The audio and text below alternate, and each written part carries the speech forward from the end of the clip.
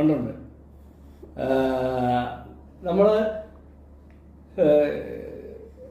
കേരളത്തിലെ 20 ലോക്സഭാ മണ്ഡലങ്ങളിൽ നിന്നും ഒരു ട്രെയിൻ അയോധ്യയിലേക്ക് സർവീസ് നടത്തുന്നത്.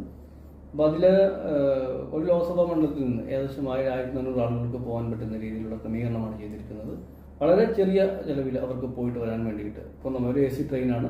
അപ്പോൾ ഇവിടുത്തെ സാധാരണക്കാർക്ക് ഈ കാലഘട്ടത്തിൽ അയോധ്യയുടെ പ്രാണപ്രതിഷ്ഠ എന്ന് പറയുന്നത് 500 കൊല്ലങ്ങൾക്കിപ്പുറം ആളുകൾ സ്വപ്നം കണ്ടിരുന്ന ഒരു കാര്യമായിരുന്നു. അപ്പോൾ യാഥാർത്ഥ്യമാകുമ്പോൾ അത് കാണാൻ വേണ്ടിയിട്ട് രാജ്യത്തിന്റെ എല്ലാ ഭാഗത്തുനിന്നുള്ള ആളുകൾക്ക് അവസരമൊരുക്കുക. കാരണം ഇത്രയും പണം മുടക്കിക്കൊണ്ട് പോകാൻ എല്ലാവരെ കൊണ്ട് സാധിക്കില്ല. അപ്പോൾ സാധാരണ ആളുകൾക്കും പോയി അവിടെയും ആ കാഴ്ചപ്പാട് അങ്ങനെയാണ്. സാധാരണ ജനങ്ങൾക്ക് പോയി കണ്ട് തിരിച്ചു വരാൻ വേണ്ടിയിട്ടുള്ള അവസരം ഉണ്ടാക്കുകയാണ്. അത് ഈ 1-ാം തീയതി മുതൽ അത് ആരംഭിക്കുന്നുണ്ട്. തിരുവനന്തപുരത്ത് നിന്നാണ്.